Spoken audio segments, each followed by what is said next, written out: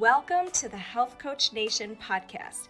My name is Hailey Rowe. I'm a sales and marketing coach and strategist for health coaches, life coaches, and wellness professionals who want to become a leader in their field by building their online community, rocking their sales process, and finally feeling confident about how they promote themselves and their marketing.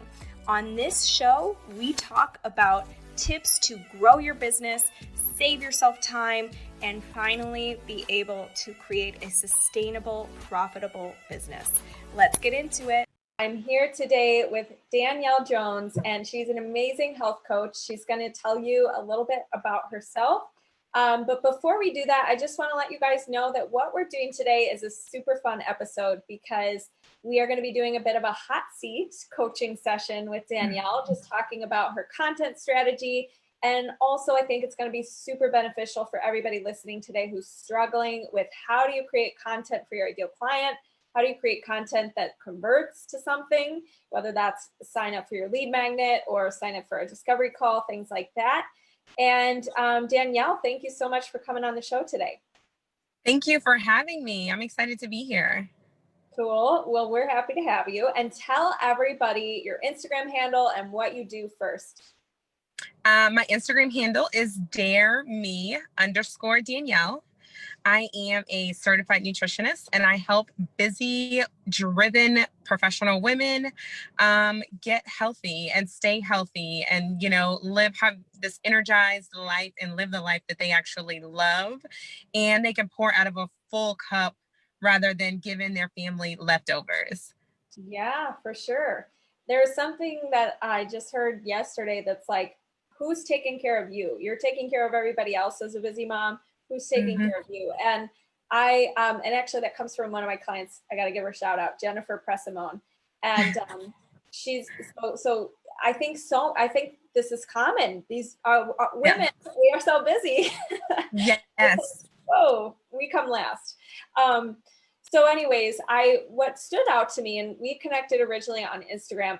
I just love, everybody check her out on Instagram because she has a very colorful feed and she's very personable and, good tips. So that's a great starting point. There's nothing to be ashamed about when it comes to your content. Not that you are, but I'm just saying, like, a lot of people think they're doing it wrong.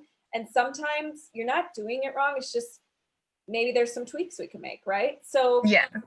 So tell me a little bit about what you're struggling with when it comes to posting and content and, where you're getting stuck.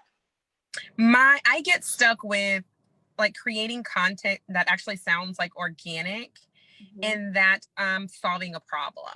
Because I don't want to sound, just like I'm talking at someone. I really want to actually be helpful in the content and as well as, have some, the women as a client to be able to actually help them reach the goals that they're trying to accomplish. Totally.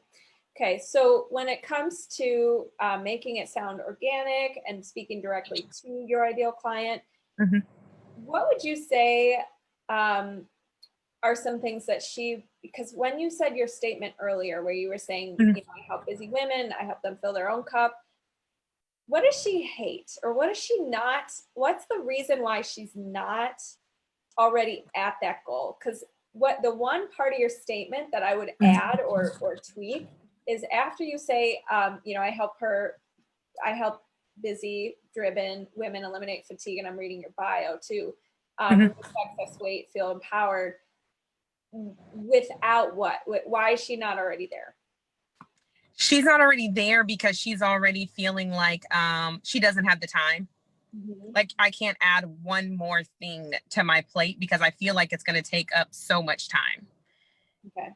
So she doesn't realize that it doesn't take as much time as she thinks. She doesn't have the strategies, to do it.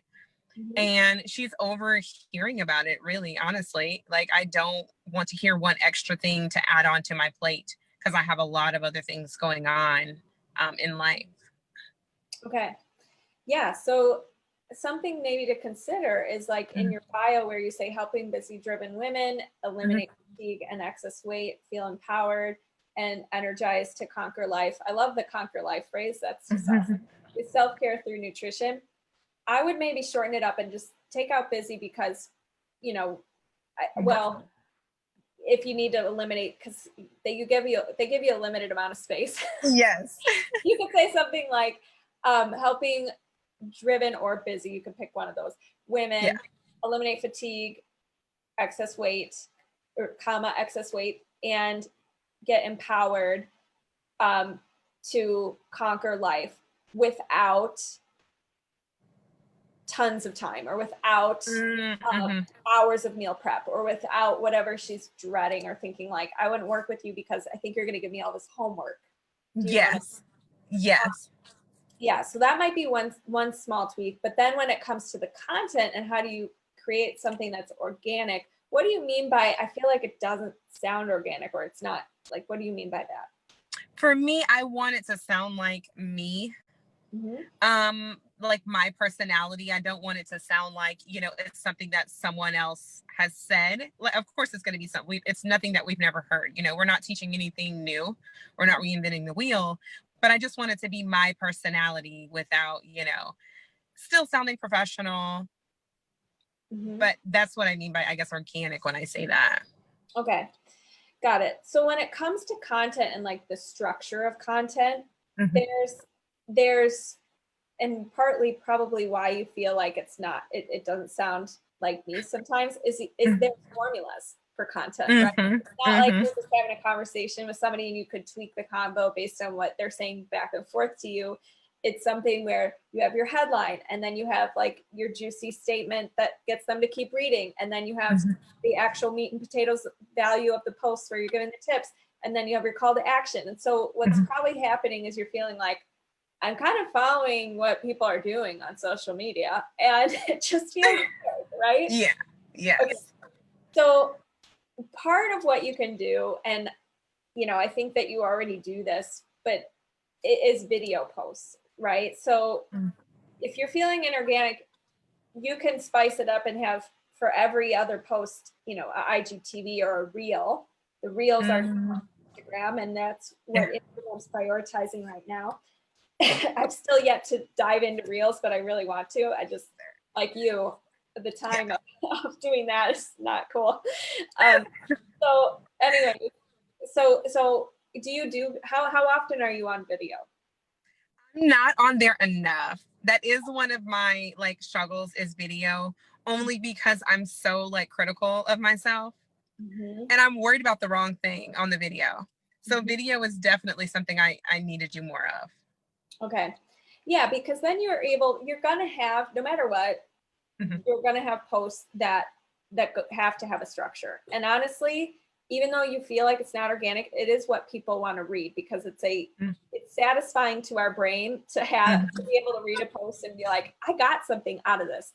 There was a tip, or there was a story that I related to Danielle with. And that's another thing that I want to bring up is storytelling posts. That's another way you can make it feel way more authentic.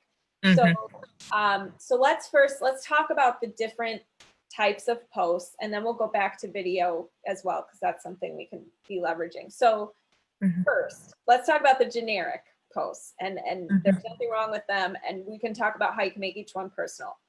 So when it comes to writing content, you have posts that are around pain points of your ideal client, and those would be posts that are either pointing out their pain point that they didn't realize that they had, like that they thought was just normal, or pointing out pain points that they know they have. They've been researching how to fix it, and they've just either been chickening out from getting a coach or solving the problem, or they keep falling off the wagon, or whatever. They just haven't solved it yet, but they know they have it. So those would be posts where maybe you, and what I would suggest you do after this episode is take out a journal and write out. And I don't know, have you ever done market research with any people in your audience? Have you ever interviewed them or asked them what they struggle with, or gotten feedback? I've done it through the Google Forms, I guess. Okay. I've done it through that, and I've even sent friends questions and then just have them send it back, things like that. That's good. Yeah. Mhm. So I would go back to that. And Mhm. even if you have to get on the phone with somebody to hear their voice and how they explain and speak their language, Mhm. I would go back to those forms, look at exactly how they phrase their problems and what they said, and write down what are 30 pain points I can talk about over the next 16 to 90 days. Because you're going to have other posts that aren't just about that, right? But write down 30 pain points. Oh, they said, I hate my legs, or, oh, I feel self-conscious about blah, blah, blah, or I don't know what to feed my kids, or whatever. And I write all those down, get all these bullet points down. And then from there, you can start to structure your posts, like create headlines that are around that. So it'd be something like 3, surprising ways you can get your kids to eat vegetables. If the struggle was, I don't know how to get my kids to eat vegetables, or a quote like, I hate my body, or whatever they said. And then go into like, ladies, I know, like from a love place, giving them some tips, whatever, right? That's the first type of post. And the way you structure those, if you Google, and I highly recommend, this might help you get your writing style a little more you have to, it's kind of like in school when we learn a format, or we learn a, whatever. And then once we learn it, then we're able to start making it our own and tweaking it, or taking out what we don't like, or, whatever. So I highly recommend Googling HubSpot copywriting formulas. HubSpot? Yeah. HubSpot copywriting formulas. And it is amazing.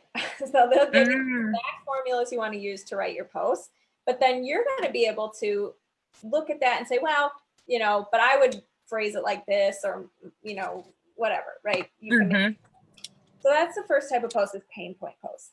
Second type of post, and every business coach will tell you different types of posts. This is just what I see and what I've seen work. Second type of post is social proof posts. So that's where you're bringing up, and I'm going to lump, just for time's sake, I'm going to lump social proof posts and credibility posts together, because they kind of do the same thing. They both get people to trust you and see you as the expert. So with social proof posts, and by the way, is this help? If you can interrupt me at any time if I'm talking too much. Oh, no, you're fine. I'm taking notes. Okay, it's all good. I just want to trying to coach you, but also make sure when our audience listens to this, they'll get some sense out of it too. So social proof posts and credibility.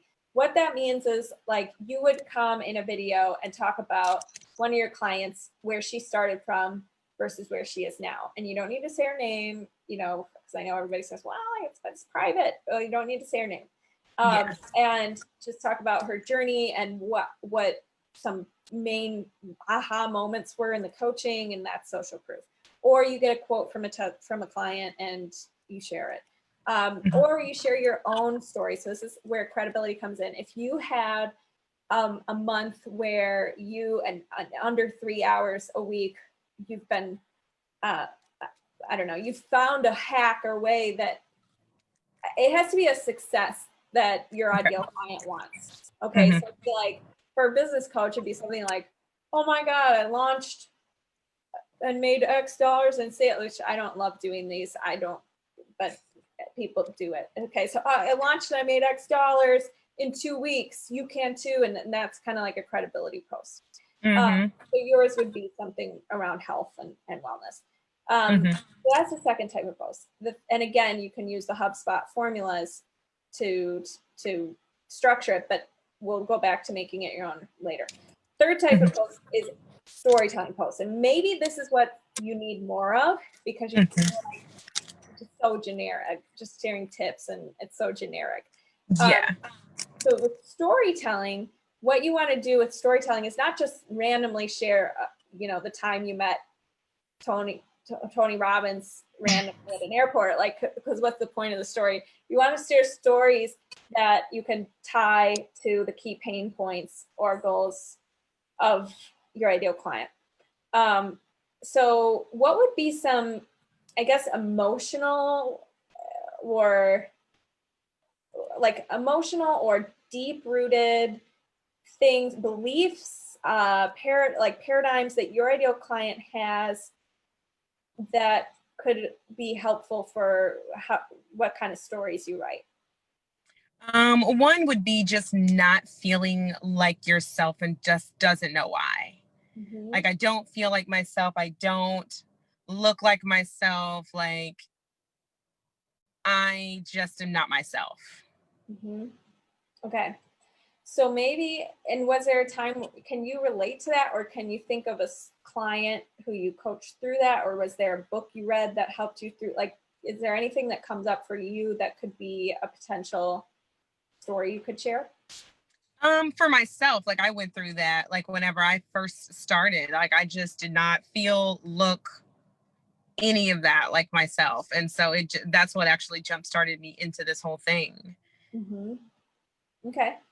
Good. So that would be an example of where maybe you can think of a point where, like, a part where you had a breaking point or a meltdown, or you didn't do something because of the way you felt, like you didn't go on a, I don't know, family vacation because you needed to be alone. I don't know. I'm very bad at coming up with examples on the spot.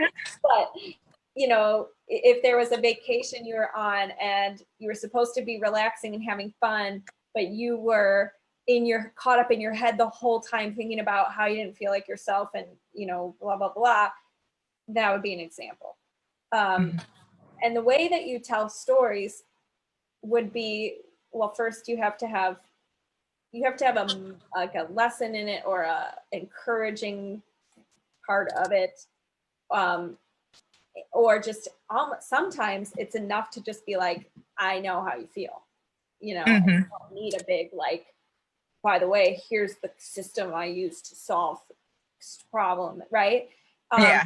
So I would also, so in addition to doing your 30 ideas for the pain points, I would do 30 ideas of stories your ideal client would relate to, or limiting beliefs that they have that could get you thinking about what kind of stories you can do around those things. Same thing with objections. And that leads me to the next type of post, the fourth type of post, which is objection busting posts. Because your content could be sweet and nice and helpful and give tips and be relatable.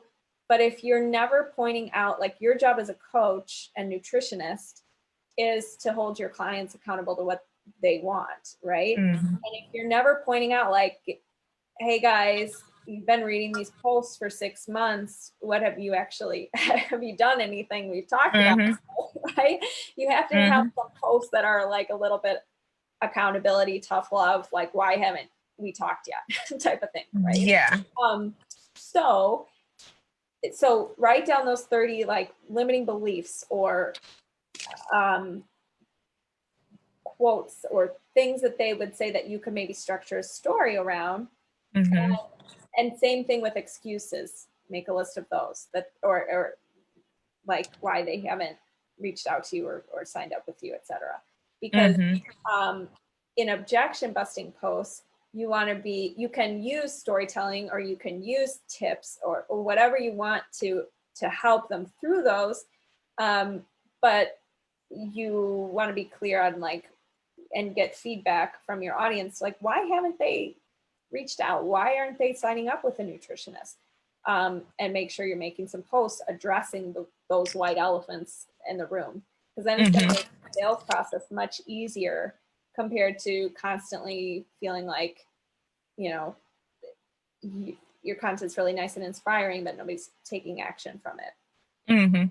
Do you have any questions so far, just about, like, storytelling or objections, things like that? No, these are really good. And like you said, a lot of it is, like, a lot of those little pain points and, like, limiting beliefs, even the excuses can come from the market research.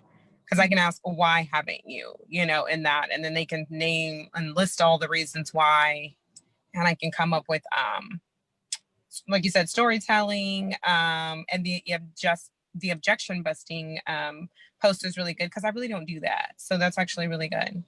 Yeah. And don't be afraid to be a little bit polarizing and you know, and have like, it doesn't always have to be just educational or inspirational posts. The other thing though, what was I going to say about that? Because you brought up a really good point when you said, I could ask, why haven't you? Oh, if they say it's, I mean, a lot of times it's going to be surface level stuff. Like it's going to be, oh, I don't have time, or oh, it's too expensive for me, right? But there's typically a deeper reason, or there's a reason why they don't see it valuable enough to pay for a coach. So you have to get down to those reasons and make sure that you're communicating the value of what you do enough, rather than just saying, hey guys, I know you think that coaching is too expensive, but here's the thing, like, you know, you got to get to the root belief. Why aren't you worth that? Why? Yeah. Right.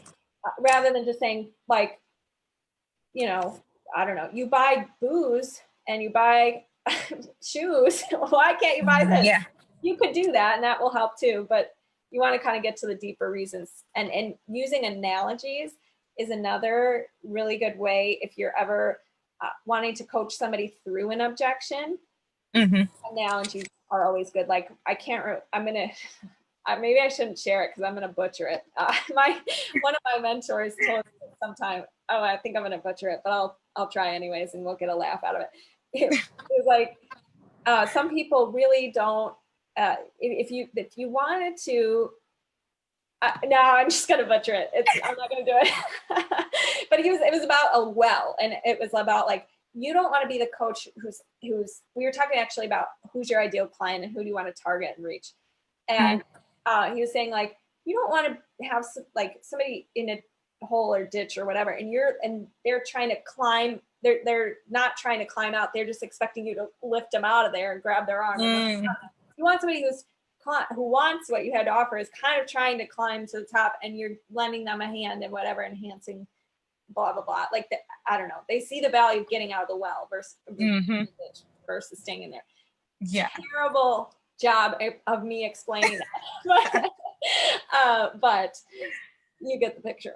So when you use analogies, that's a good thing.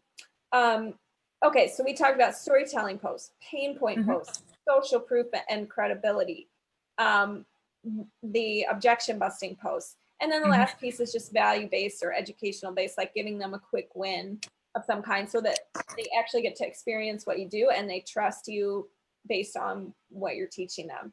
And I think that is, a lot of times people overcomplicate content. But to be honest, the best thing we can do is give somebody a transformation through our content and the tips we're sharing if they go implement it, because then they're going to associate you with that win. And I'm sure you've had people who've been like, I love your content, it's helped me. So now the next step would be to work together. So would you say, now let's talk about the how do you make this your own situation? I think the market research will be helpful to do that, because you're going to hear their language, you're going to see their quotes, you're going to know how to speak to them directly based on that feedback. But at the same time, what would you say would feel like if there were no rules and you could literally post whatever you want, anytime you want, however you want, what comes to mind, or what would be different, or what would that look like? It probably would be. Sorry. Okay. Yeah. It probably would be more like video and just like having like more like real like conversational type things, because I really do enjoy in person, like face-to-face environments. I love having events. I love having people there in front of me. So having some type of interaction, it would be video and having those conversations, and then kind of just be like, okay, ask me a question, and then really educating them in that area of something that they're interested in, or, you know, on my perspective of it. Yeah. And the reason why video is so cool when you go live or do an Instagram live is you can see the comments in real time and answer those questions. And then you can repurpose that one big video into smaller little things and more people will have that question. So it is interactive, and it fills that void that you're feeling like I'm just like talking to myself here with this writing these posts, right? So Yes. with video, I think the key thing is, well, I have the podcast that came out this week is about video confidence and influence. So it'd be good to check out. And hopefully I can just send you the link after this if I remember. But Okay. if you remind me, I will. Now that I'm saying it, I will. But the guy who was on there, and what we talk about in the Zero to Hero Coach program is the order of your video. So again, just like the copywriting formulas, your video kind of wants to have a little bit of structure. Yeah. But some people say, as soon as you give me a script or an outline, I become this robot. I'm not myself. It feels really inauthentic. So my suggestion is, if you're new and you're a little nervous about it, have your points and know what you want to say, but don't worry about being strict about like, I have to get the call to action and I have to da-da-da-da.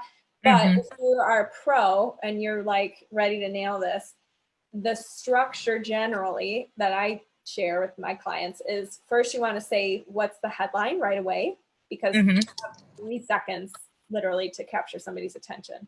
So you want to be like, and even if it's a Q&A, that's fine. But like, you know, you come on strong and you say,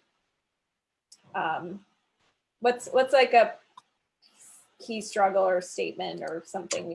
People always ask about like intermittent fasting or something. Okay. Intermittent fasting. We're going to talk today about the 3 main things you want to do if you're doing intermittent fasting, and what you definitely want to avoid, or who it's not for, or something like that. And then you go into, I'm Danielle, I'm a Black, and you always have to say your little elevator pitch, what you do, right? Yeah. Comment yes below, give those little calls to comment throughout. And then you say, all right, so let's get into it. And you go into whatever the intermittent fasting information is. You see if there's questions. And you want to also, if you can, in the beginning, when you would have said that, give a hook for them to stay till the end. Give the tips, read the comments, all that stuff. And at the end and in the middle, you can kind of work into your conversation. By the way, either a lead magnet or book a call with a free intro call or whatever. So, for example, you could say something like, by the way, if you want my intermittent, 3 different types of intermittent fasting, I have a free magnet checklist that's going to share the pros and cons of each, and which one you should do based on your goals, or something like that. Drop yes below, and I'll send it to you after this video, or something like that. Or you could say, this week only, I'm offering 3 intermittent fasting consult calls where we're going to talk about which type of intermittent fasting might be right for you. If it's not right for you, blah, blah, blah, blah, right? So, so going back to what you struggle with video, I'm afraid of how, I think you said, what did you say earlier? Like how I'm always worried about the wrong thing. Like I'm worried about like what I look like. Am I stuttering over my words? Do I sound like, the expert, of what I'm talking about, like what I'm talking about, things like that. I think that's normally my issue with video. Yeah. Which more practice I know will help with that. Right. Well, there's a few things I know, and I talk to a lot of people who do feel that way. And it is weird because you're like talking to a camera lens and you're trying to picture your ideal client, and it's new and you want to sound good and whatever. But the key is, I think there's a couple things. One is, if you and somebody, think about it like you're on a phone call or FaceTime with your ideal client. And if you're focused on yourself and what you look like and what you sound like, what snapped me out of that, because I used to do the same thing, my chest would turn red, my voice would quiver. I still have that. Sometimes I mess up I mess up all the time on video now, but now it's like a part of my brand. What knows? Right? No, actually I've had people say like, wow, you do it so imperfectly that makes me feel like I can go on video. Thank you. That's so nice. So no, they mean it in a good way, but you know what I mean. So anyways, I would say that, what was I saying before that? I went on a tangent. This is an example of me messing up. on video. But just like working through like, like getting over the quivering of your voice and worrying about what you look like. Yeah. What snapped me out of it was that's selfish, because nobody wants to be selfish, right? You are, imagine if you were getting paid to go live, you wouldn't be thinking about, am I stumbling over my words?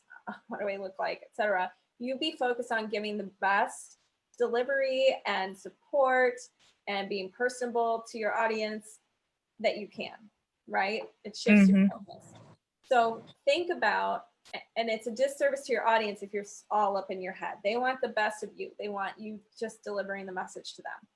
So tell them what they need to hear and practice beforehand a lot.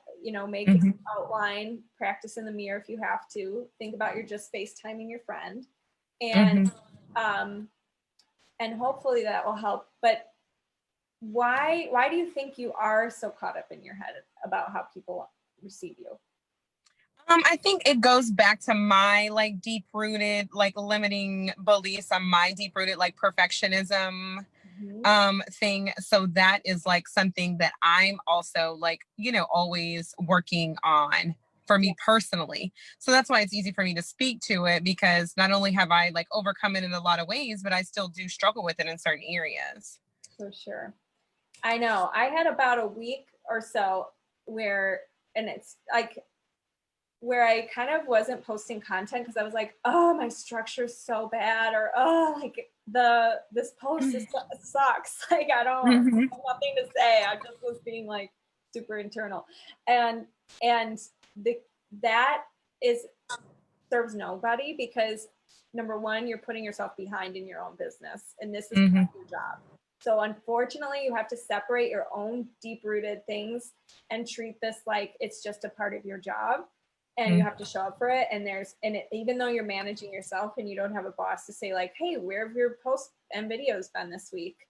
Right? Like you have to think about that for yourself and separate your business and the duties of your business and the roles you have to play in your business, because you're the video star, you're the content creator, you're the administrative assistant, you like do all the things from your personal I feel weird or whatever. Think about it's like you had to give a presentation at work. You wouldn't just, opt out of it, or you wouldn't want to be caught up in your head the whole time because they made you do this presentation at work and you have to do it. Yeah. But I hear you with the perfectionism. And so what happens if you mess up on a live? I mean, at that point, I'm already there, so you have to keep going. I could easily laugh at myself, and I'm like, y'all know me, y'all know I'm a little crazy. So moving on. Right. That's just what it is. And I think that sometimes what helps a lot of my clients is if you just call it out. If you say, hey guys, I'm honestly a little nervous today. I'm just letting you know, but we're going to go into the content. And I've like burped on videos, had like, and it is what it is, right? So I think that calling it out, one sentence, you don't need to dwell on it, but sometimes just saying it makes you feel so much better. And the other thing is, worst case, here's the best news ever. If you don't like the video and it was live, you don't post it when you're done. And only the people who are on there live, the 3 people from high school that were on there saw it, and nobody else needs to see it. Or you just do it, okay? Yeah. So there's no real downside, except you're just going to get better. More people are going to get familiar with your brand. You're going to learn more about your audience. They're going to trust you more. Like, there's only an upside pretty much. And you just delete it if you don't like it. But I wouldn't encourage you to do that, because if you're a perfectionist, you might be like, I have to delete every single video. Yes, exactly. Yeah. You'll get over that soon, because if you are conscious about your time and you spent time doing a video, sometimes that trumps feeling like the perfectionism. Right? Yes. Yeah. Cool. Okay. So I have your content open on my computer right now. And I noticed that you share some like wellness recipes, or egg. I'm reading about a nice egg roll recipe, which sounds tasty. I'm seeing lunch break vibes, and you're using a lot of emojis and things like that. So to me, as an outsider looking in, there's nothing about this to me that says like, oh, this is so like not personal or anything like that. Do you have any questions about like content, calls to action, things that maybe we haven't covered, or certain posts that you're like, I don't know, I feel like, what can I do to improve? And maybe I can help. On the you gave like really good tips, especially with the storytelling and then like the credibility, just giving me more things to work around as far as when I'm thinking about like the subject of this post. I think for me, I need more like call to action, whether even if it is just to read a blog or to get like a freebie or something like that. I need more of those, because even looking at my feed, like, can you even tell what I do? You know, it just looks like I'm somebody who's into health and wellness. You can't tell that I have clients, or, you know, that I work with clients, you know? Yes. Oh, I'm so glad you brought this up. And you did this all yourself, because that's so true. I see you talk about, and it's not salesy to bring up like, hey, I was just on a client call today, and what was really striking to me was that you guys struggle with blah, blah, blah, blah.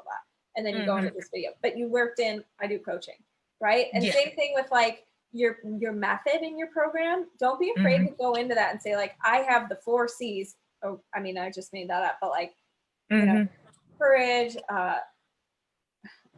cabbage, I don't know, right? But like, you know, and you bring it up and say, the reason why I developed this method was because I used to struggle with and here's why. So bringing up your method, bringing up client conversations, bringing up, hey, I have 3 spots open right now for calls this week. It's a free jumpstart call, and you can comment yes below if you want to learn more or whatever. Would be good. And don't be afraid of showing behind the scenes of your coaching program. If you like have, you know, an Instagram story where you're scrolling through something cool about your prep guide or whatever. And the other thing is with do they know what I do? As long as in your videos you keep saying it over and over again, and you do have it in your bio, which is good, and you start to incorporate some of those social proof posts, I do think, I agree with you that it will be really apparent. And you have to think that everybody who comes, you might feel like a broken record. You're like, I keep repeating myself.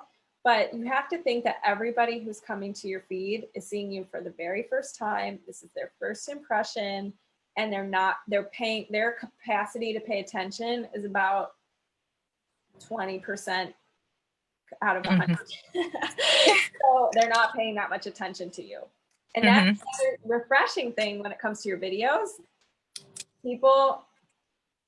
Nobody's paying that much attention. They're probably driving, they have the video on, they're scrolling.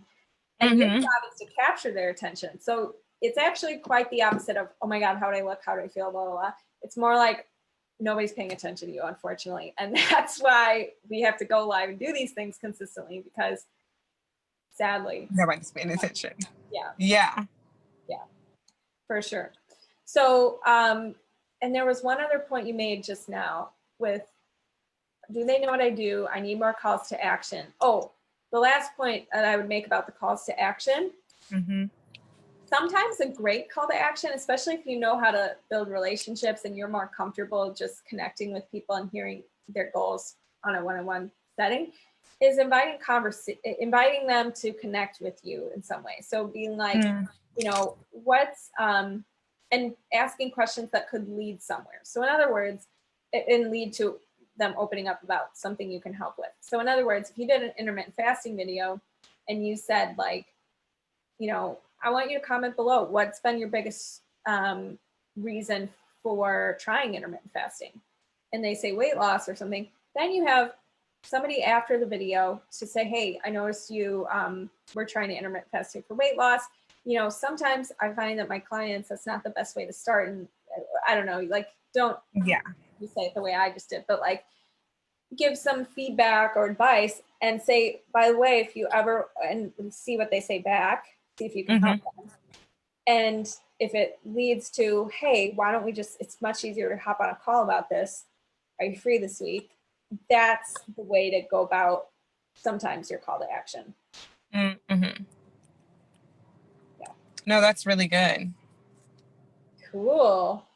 Okay, Danielle. So let's wrap up by, why don't you just share with everybody a little more about your method and the way that you work with women, and give all your contact info and stuff as well. Cool. Well, I work with women. A lot of it is, I start with like mindset. I'm really big on mindset because a lot of it for me was mindset. I'm really big on like affirmations and, just really building that confidence so that whenever we are working on these things, that it's easier to stay consistent within it.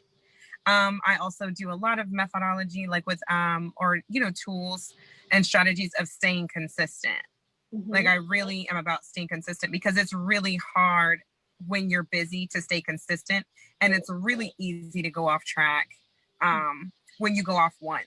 It's like, oh, well, I'm already here. Let me just finish this day off and maybe I'll start again tomorrow. Yeah. Everybody's famous thing is either I'll start tomorrow or I'll start on Monday. No, Monday is today.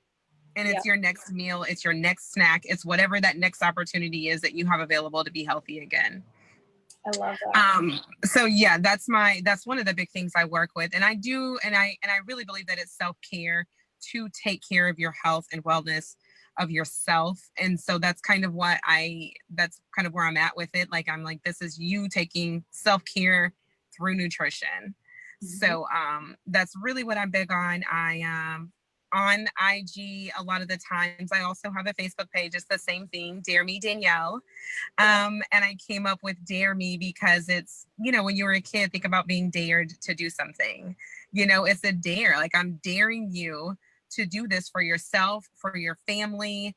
And even if it's not just, health and wellness, I'm daring you to show up for yourself at work, or to try that new thing, or to take that big leap, or whatever it is. So I really connected with that word in order to encourage and inspire women to do these things for themselves. So that's a little bit about me. Love that. I really like that. And I agree.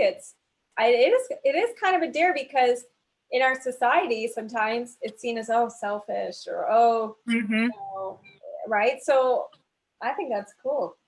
So everybody can find her online, and she already announced her Instagram, DareMe_Danielle, as well as a couple of other places.